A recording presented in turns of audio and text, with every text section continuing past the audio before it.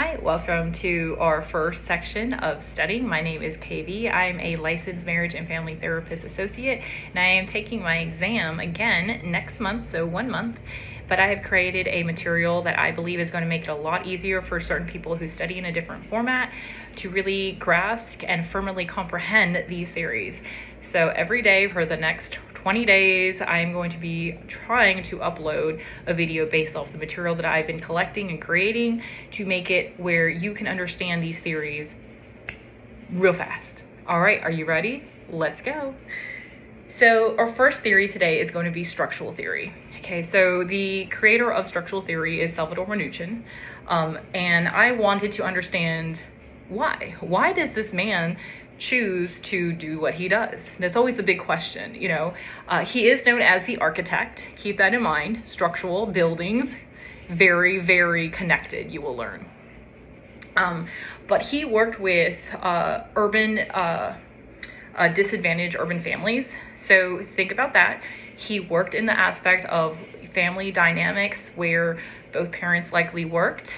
A lot of the kids probably took parental roles to watch other siblings, and things like that. Keep that in mind, because as he was observing these families, he was learning, I know they're complaining about Bobby's behavior, but Bobby is always the parent role.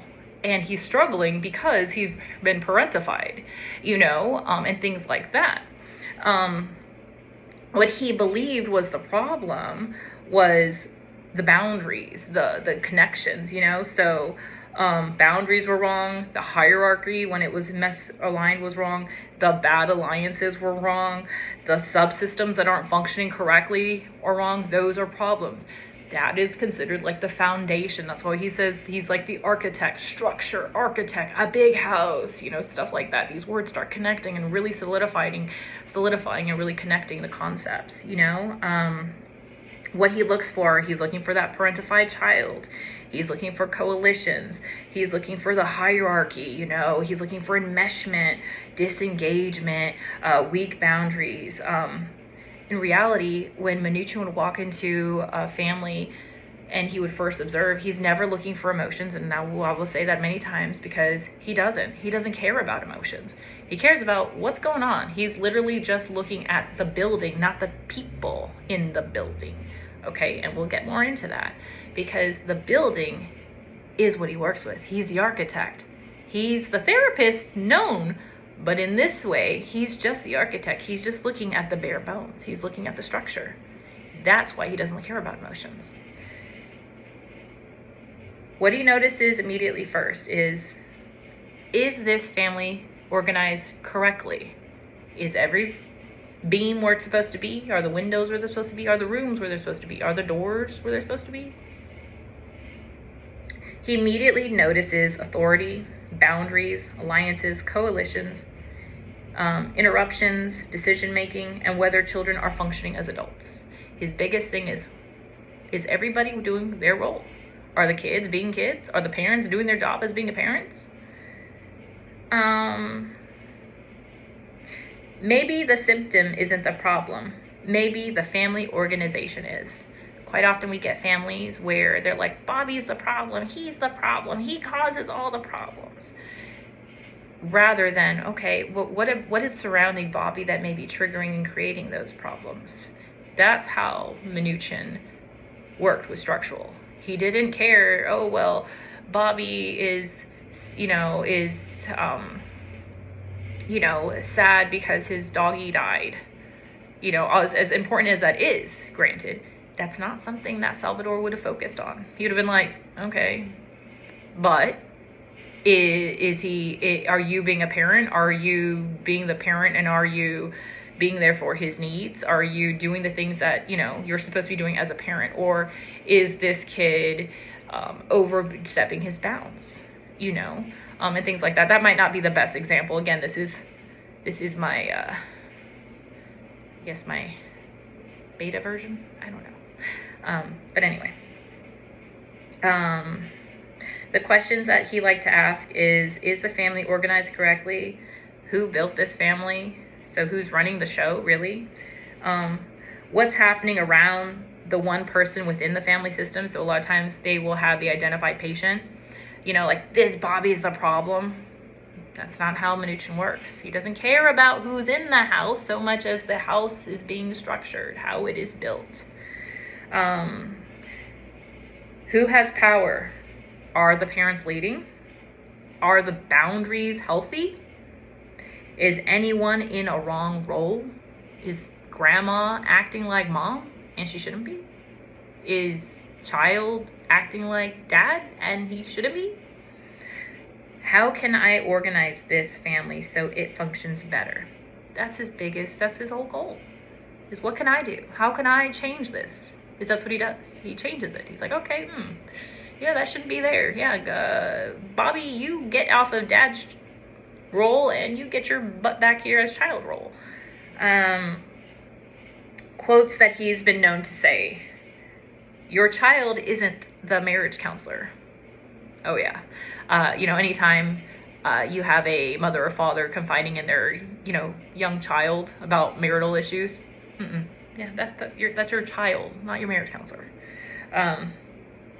Everybody go to your proper seats, as in, hey, son, I know you want to sit between mom and dad, but we're going to remove you from mom and dad. You're going to go sit over here back with your siblings, because it helps restructure that dynamic. This house was built wrong. Ooh, I know my family's was built wrong. Ooh.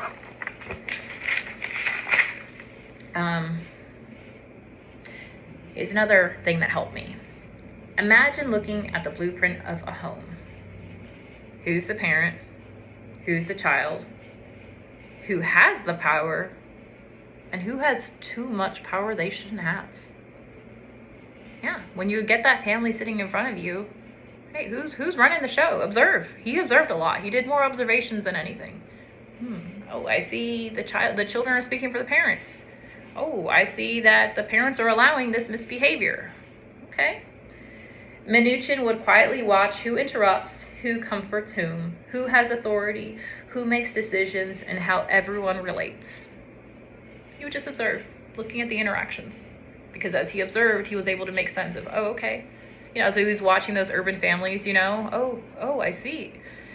That older child is the one that is running the show because mom and dad are working full time, and that's why he feels like he has the authority to talk back and down to mom and dad. Okay, that makes sense. Doesn't make it right, but it makes sense why it is the way it is, and then we have to change it and fix it so that unhealthy dynamic, that hierarchy, is not the way it is. He believed many symptoms are best understood by examining how the family is organized. Makes sense. Just observing, seeing how they function. Core belief. His core belief was people are often reacting to an unhealthy family structure rather than creating problems in isolation. A lot of people are like, oh no, Bobby's the problem. Bobby's the problem. That one identified patient, that's the problem. No, it's what's around. The chaotic structure that surrounds Bobby. That's what's continuing that. Instead of asking what is wrong with one person, Minuchin asked what is happening around that one person within the family system. Here's your why, and this is what I love. Why does Minuchin think that enmeshment is a problem? Because when people become overly involved in one another's emotions and decisions, family members stop developing healthy independence. Kids can become anxious, guilty, or feel responsible for problems that belong to the adults. Yeah, when the kids are too enmeshed, they don't know themselves. They don't know where they begin and you start or end. They don't know any of that. It's just so blended that instead of, having their ability to just be themselves, they feel so overly involved in your life, stressed that, oh, is mommy and daddy get a divorce? Oh, is mommy happy? Oh, is daddy happy? That anxiety, and that's not what the kiddos need. Why does Minuchin care so much about hierarchy? Because he noticed something over and over. When parents stopped leading, kids started carrying responsibilities they were never meant to carry. They created anxiety, behavior problems, marital conflict, and depression. So, yeah. He noticed that over and over again when the parents just stopped, kids would start carrying responsibilities that they were never meant to carry. And that's exactly what happens when you talk to your child, or when, you know, a client talks to their child and their child, you know, about marital stuff, and they shouldn't, you know, again, stay in your lane. That is a child. They do not go up here with the parents. They go down here with the kids. Yeah. The next section is about goals. Again, this is not organized. This is just me wanting to help send information out there. So create a healthier structure so the symptoms are no longer needed. So what you're trying to do, again, he's the architect. Minuchin was all about structure, structure, structure. We're building, building, building, and we want to make sure that everything is just right. So, you know, first you would do is you create a healthy family hierarchy. And don't worry, I'll go into more details about these things. We're just touching it. But he would create a healthy family hierarchy. So, hey, you know what, little boy, stay over here with your sibling and let mom and dad sit on that couch next to each other without you between them. They would establish healthy boundaries, you know, like, no, you do not share that marital stuff with your 10-year-old son. That's adult stuff. You would strengthen parental subsystems. So kind of like I said earlier, you know, take that little child that's sitting between mom and dad and have them sit over here. Change it up. Clarify family roles. You know, if Bobby has been, you know, the 15-year-old parentified child and that's all he knows, it's understandable that he's going to struggle. But explaining why that role was created and why he was placed in it, and, you know, how it, you know, it is what it is, but how it's not healthy and conducive to healthy development. That, in fact, he is a child and he does not talk down or back to his parents as though he is the figure of authority in their lives. Modify dysfunctional interactional patterns. So any dysfunction, anything that you see, you change it. You address it, and it's brought up. Hey, mom, you do not share that marital conflict issues with your 10-year-old son. Increase family flexibility. So any ways that those families are able to adjust accordingly, and that's in how they interact, how they sit in placement, what they do and do not say with one another. Support healthy individual development. And that's a big part, and this is a lot of what he's really pulling for, is that when he saw a lot of those families that were overly enmeshed, obviously, you know, there was a lot of parentification, you know, and again, urban life, these parents were probably very busy with work and other things external from the home unit with their kids. And so supporting that individual development was very important to him, because he was like, that kid should be a kid. Let the kid be a kid. He's not supposed to be a parent. He's not supposed to be in a parent role. He's a kid. Leave him there. Let him have his independence, his own identity, you know, because when you don't and you force that child to be a parent, that messes up their identity. They don't get to be a kid. They don't get to be themselves. They are stressed like an adult. And they don't even have the mental capacity to deal with those stresses as an adult. They're just placed in it. The interventions, and I will go in more detail, we're joining. So that helps the therapist join the system. So, you know, you kind of feel like you're part of them, and it really helps them open up. Enactment. So enactment helps to reveal the structure. So you have them kind of talk about it. Boundaries. So making repairs to the structure. So that helps kind of like the walls. Unbalancing. So kind of like moving the kid. That disrupts the structure. And then family mapping, identifying the structure, which is, what does it look like? You know, what is this that we're dealing with? Structural therapy reorganizes the family so everyone is in the right role with healthy boundaries and strong parental hierarchy. I mean, that is just straight the bread and butter, like the black and white, the shortest one sentence. If you want to know what structural therapy is all about, that is it. It is all about putting people where they need to be, putting those healthy boundaries, putting those walls up. So putting everybody in the room they need to be, putting those walls up, you know, and making sure that nobody is in the wrong place. They're not, so the kids shouldn't be in the parents' room. You know what I'm saying? Minuchin doesn't repair the person first. He repairs the house. That could not be any further, like, I mean, that could not be any more truthful. Like, it's not that he didn't care about the people, but he believed that it was the structure that needed to be addressed first and foremost before absolutely anything else could be changed. And his belief was that once we changed that dynamic, naturally things would go back in place and would get better. Again, you know, if you remove the parentified child from the parentified role and put him back in a child role, his anxiety is ideally going to get less. He doesn't have to be stressing about bills and food and, you know, whatever parental roles he had to stress about up here. He's back to being able to just be a kid and calm and play and be a kid, right? Minuchin, okay, oh, this was really nice, and next time I'm going to make like a little blackboard thingy. But so for him, and this is why I keep saying structural, boundary, or structural, think of a house, think of an architect, because it helps you remember, okay? So the hierarchy is the foundation. The boundaries are the walls and doors. The subsystems are all the rooms, so where everybody belongs. The parents are the builders. They're the ones who say where everybody goes and what boundaries are going to be held, you know, what hierarchies are going to be. And then the children. You know what? Just being damn children. That's it. But definitely not the construction crew. Yeah, they're not parents. If the foundation is unstable, the hierarchy, the parents, then the walls are broken, or the people living in the wrong rooms, the house won't function well. Let's say that again. If the foundation is unstable, the walls are broken, or the people are living in the wrong rooms, the house won't function well. The parents aren't doing well, the boundaries are broken, people aren't where they're supposed to be, the house is going to be a disarray, it's going to be dysfunction. So what are the strengths of structural therapy? Structural therapy is really great at identifying and changing the dysfunctional family organization, you know, where they're placed. Great for that. What it's not good at is the fact that it really ignores emotions and feelings. It doesn't really address that. That's not what it's in.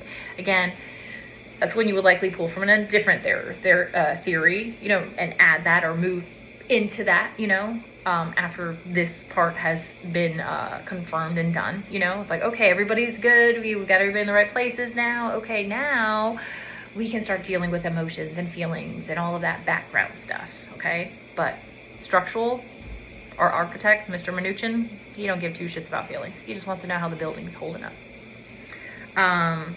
Here are some clues. So again, I'm thinking I'm going to make like a worksheet out of this as well, so that you have, I don't know, something to hold on to. I like material. And so these are clues for the exam. So if a child, in any of the vignettes that we get in the exam, so for example, if a child has too much power or responsibility, think hierarchy. Anytime you see enmeshment or disengagement, that's structural. I mean, think about it. Oh, those people are too engaged. Oh, no. You know, that's structural. Anytime you see a weak parental alliance, you know, where, you know, mom is more aligned with the kid, or, you know, something like that, that is a structural red flag. That is straight structural. Like, there's no doubt. There's no, ooh, could it be any other theory? No. The fact that there is a parental alliance issue, the moment you see any of that, straight to structural. Ask, is someone doing a job that doesn't belong to them in that vignette? Is the kid acting like a parent? Because if it is, that's structural.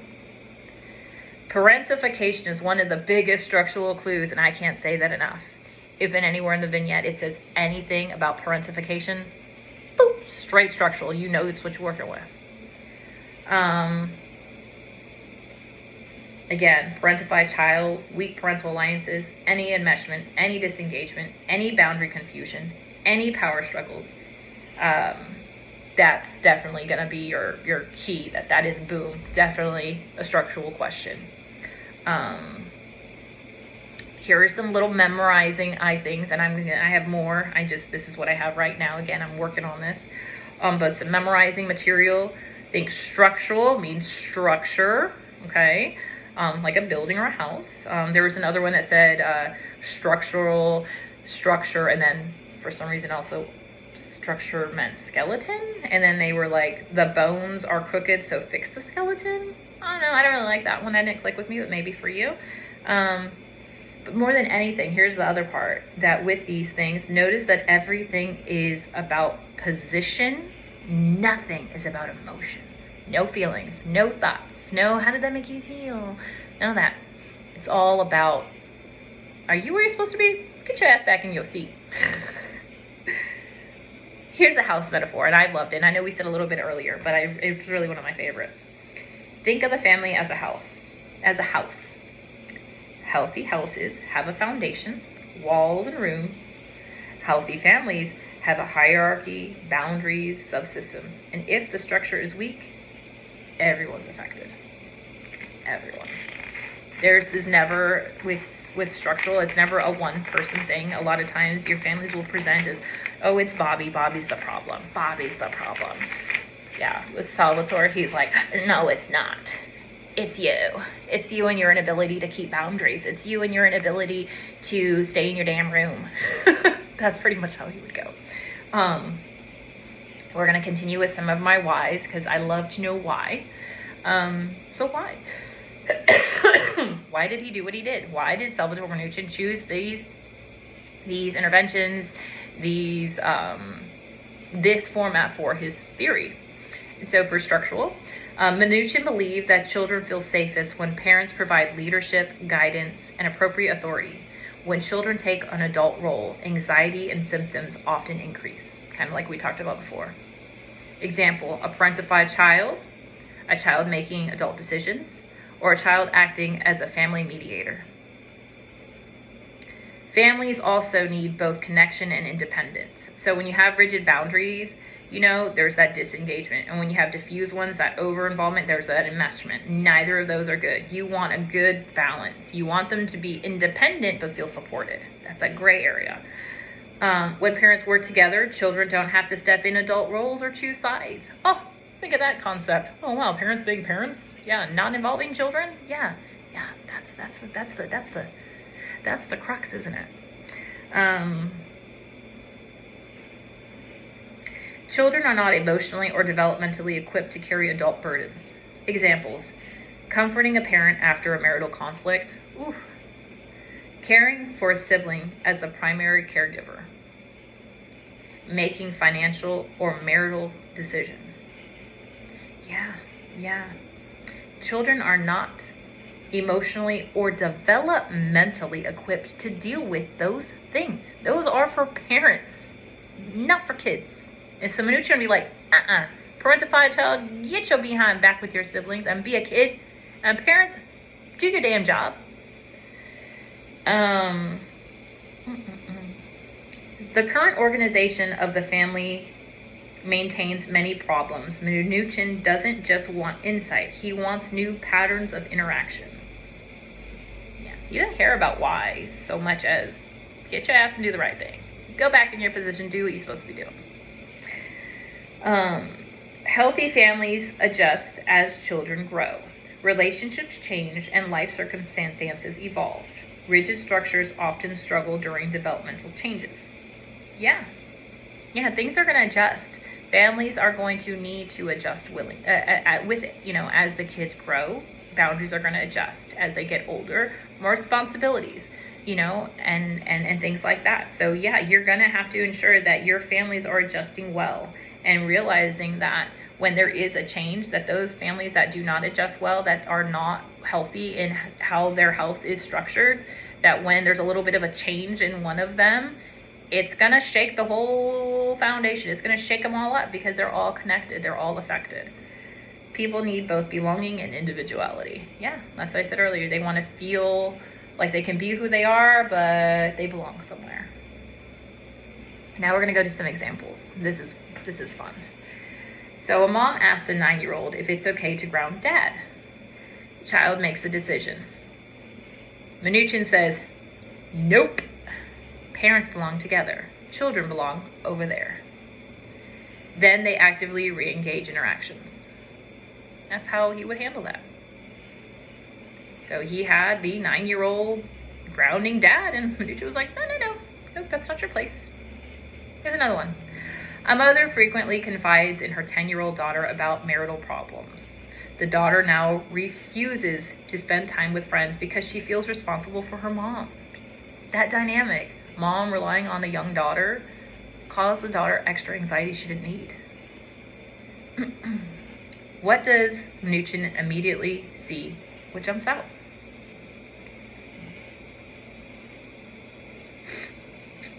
What does the therapist think is wrong? Here's the answer. The child has become a spouse. So what's the problem? It's hierarchy and boundary problems. Here's another example. Mother constantly confides in her daughter. Immediately, you should hear Minuchin screaming, "Why is the child sitting in the parent's chair?" Again, parentified. That structure was wrong. Restructure it. A child making decisions for the parents. Think power imbalance. So, hierarchy. Cool. So, boundary issues. Cool. And what's that connected to? Oh, structural.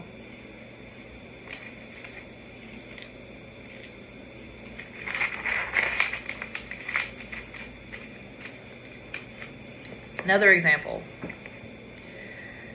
Therapist walks in, looks around, doesn't ask about feelings. Remember, we're Minuchin, we don't give a shit about feelings. Doesn't ask about childhood. We ain't going back there. But instead, he asks, who's actually running this house? And he notices, he observes. Dad isn't parenting. Mom's overwhelmed.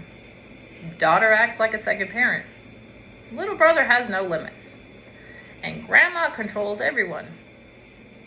He immediately thinks, this family is organized incorrectly.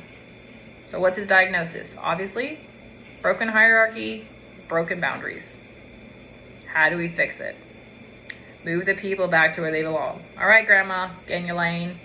Mom, dad, do your thing. Kid, get back to being a kid. Make sure the parents go back to being parents. Yep, all that. Mother and daughter. Here's another one. Mother and daughter have become extremely close. That's the vignette.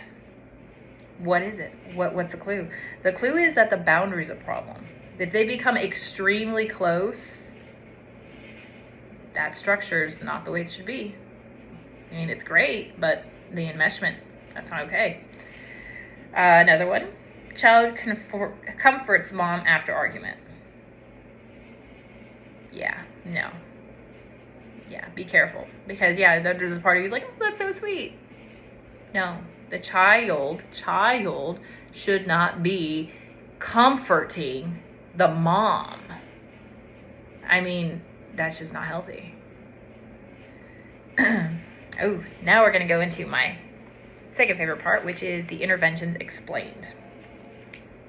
Joining. Minuchin did joining. So joining is when the therapist intentionally becomes accepted by the family by adapting to their style, communication, or culture. So, you become one with the family. Why did he do that, though? So he learned that families rarely change if they don't trust the therapist.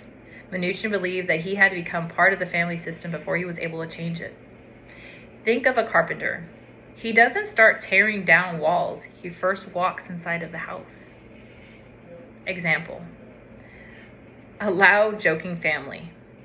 Instead of being formal, Minuchin would joke with them. He matches their energy. That's joining. Another clue.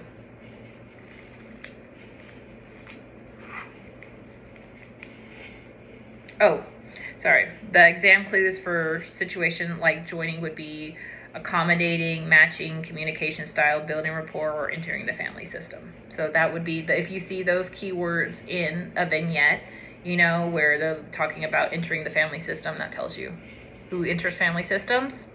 Structural. Minuchin would. Oh yeah, he would. Another intervention explained is enactment, which is when the therapist asks the family members to interact during session instead of just talking about what happens, instead of just talking about the interaction that had happened. Why does he do that? Because often describing problems differently, because people often describe problems differently than they actually behaved. When we talk about, that argument, we might minimize how bad it was. We might forget about what words we said. We might change the things that we said, And so that's why enacting it really, you more often than not, and I've done it myself when I used to do a lot more therapy with families, because they're so engaged in the situation, they don't even realize it. Sometimes they act as ways that they might, if they were just talking about it, they might either purposefully or not purposefully leave out. Oh, I forgot that sometimes I get temperamental. Oh, I forgot that sometimes I get in my emotion. Those type of things. So that's why he would have them enact. Because he said, Minuchin must see the structure. Instead of what happened yesterday, he says, show me. Example, parents describe arguing. Minuchin interrupts and says, no, have that conversation right now. So you can observe it. If you hear anything in the exam that says, show it, demonstrate it, or act it out, that tells you it's structural. It's the only one that's going to tell you to do that shit.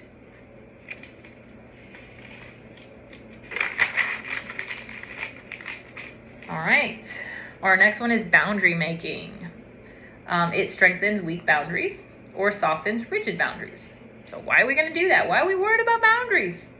Because healthy families need both connection and independence. Examples, diffuse boundaries, strengthen them. Rigid boundaries, loosen them. A mother answers every question for a teenager, then Minuchin asks the daughter to answer independently, and he strengthens that boundary. Again, those are ways that you, even in session, can strengthen that boundary with your client. You know, you are manipulating that situation. Hey, you know, I'm asking your daughter, Sarah, for what she feels. She can speak for herself. I want to hear her speak. That's going to confirm that boundary. Oh, she's independent in her own. She has her own identity. She can be herself, rather than mom speaking for her and having that enmeshment in that boundary that has been very, very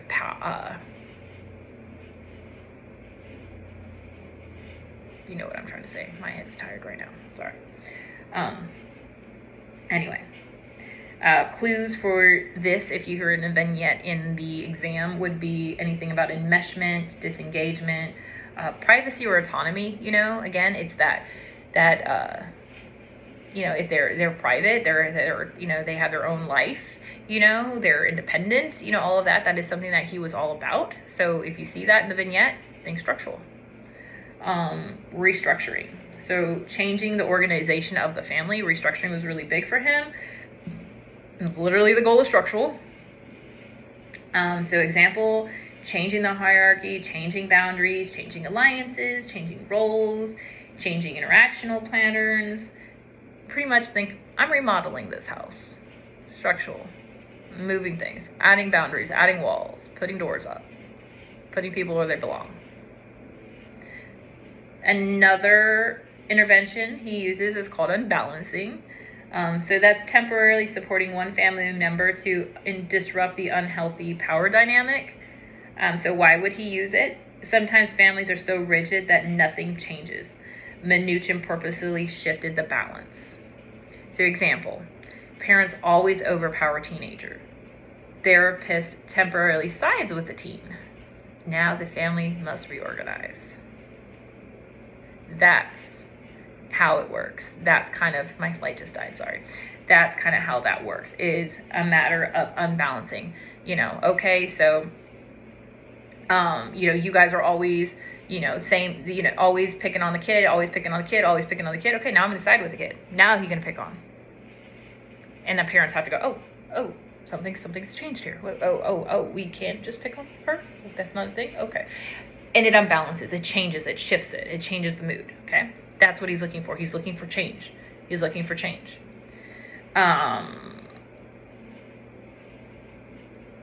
Reframing is another intervention he does. And so that's changing the meaning of the behavior of the interaction. So why? When people see behavior differently, they often respond differently. Example, instead of your son is manipulative, Minuchin would say, it sounds like he's really trying to make a connection with you. You know, he would find that connection. He would find that thing that is behind it, you know, and he would reframe it in a more positive way towards an attempt for connection. Challenging the structure, so directly confronting the dysfunctional family organization. Almost Whitaker in a way, and I kind of like it. I would definitely do this. Sometimes families don't realize that the structure is unhealthy. Minuchin actively pointed it out. Example, you keep asking your daughter to comfort you instead of turning towards your husband. Yeah, he just straight tell you, like, you really think that's healthy? You really think you should be running to your daughter instead of your husband when you need comfort, really? Another intervention is called intensification. So that's increasing emotional intensity to help the family recognize patterns. Why? Sometimes families minimize their interactions, and Minuchin amplified important moments so they cannot ignore them. So he would make them repeat statements, he would slow interactions, he would increase emotional focus, he would maintain pressure. Like, he really wanted to get them, like, oh, let's say, oh man, it's been 2 sessions in and they're not arguing, they're not doing anything, it's like, let me try something, and you really kind of sit in the moment. It's really pulling for things, really trying to get them to be their most authentic dysfunctional self so that you can see where the dysfunction lies. Family mapping. So that's creating a structural map showing the hierarchies, the boundaries, the subsystems, the coalitions, and the power. So basically the whole blueprint of the architect structure, the house. And why? The therapist needs a blueprint before remodeling the house. How can we know what we need to do if we don't know what we're doing? If we don't know what we're working with? Shaping competence is another intervention. We got 2 more after this, and then we're done. Highlighting and reinforcing healthy family interactions. That's shaping competence. So we're highlighting and reinforcing all that good stuff. So why? Families already have strengths, he believed, and Minuchin built upon those strengths. He was like, you know what, they can do it. He had faith in them. He was like, they just need to be told or reminded that they have the tools in them, that they can do it. It's just that little bit of positive affirmation that they needed to keep continuing, to keep trying, to keep working on those new boundaries, that new hierarchy that he was creating after moving everyone into their proper location. Example, I noticed both of you worked together to calm your son down just now. You would point, like, hey, I noticed you two worked really well together on calming your son down. You worked as a really good team, pulling that out. Positive nugget, positive reinforcement. There you go. Good job, family. Keep it up. Keep doing that good stuff. Keep staying in your roles. Keep doing your thing. Kid, still be a kid. Parent, be a parent. The next intervention is working with subsystems. So it's meeting with or strengthening particular subsystems. So example, parental subsystem, sibling subsystem, or spousal subsystems. Why? Because healthy subsystems create healthy families.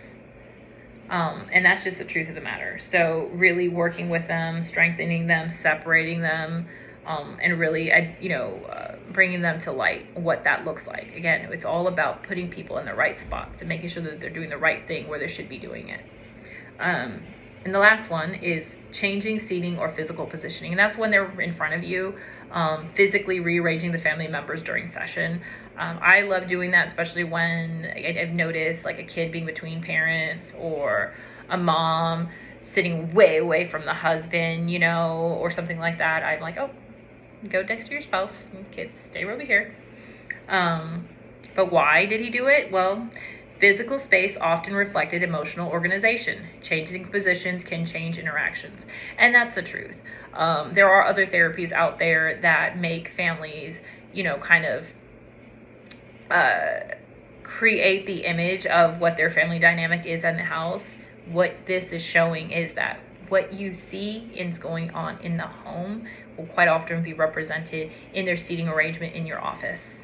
So if you see mom is way over here and dad's over here, likely, obviously, there's a problem with that hierarchy. There's some distance there. We got to fix that, and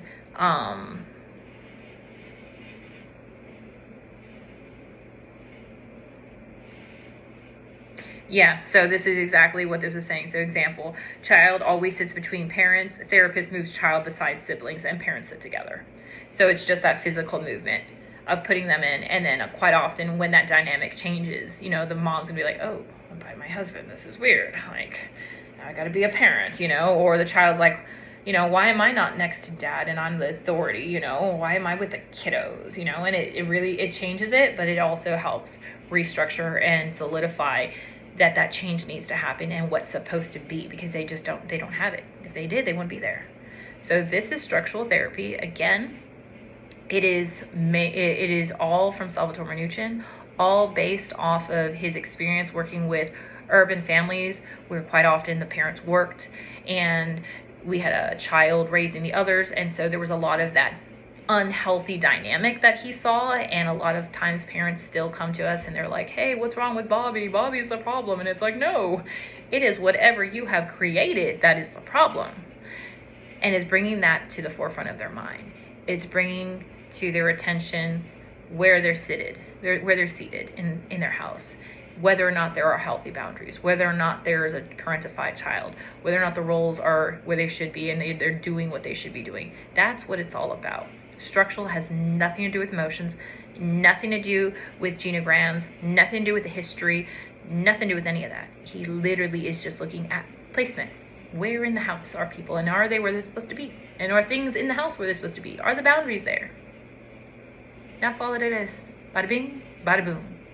You just learned structural family therapy. I really hope some of this stuck with you. I know this is not the best format. This information is so useful, so healthy, so amazing. And I really hope that something, even if it's one thing, stuck. And if you have any advice on how to maybe smooth this out, anything that maybe I didn't get correct, or you have better examples, or if you know of other people who are doing something in a similar fashion. But this helped me really, really understand this, and I really hope it helped you. Bye.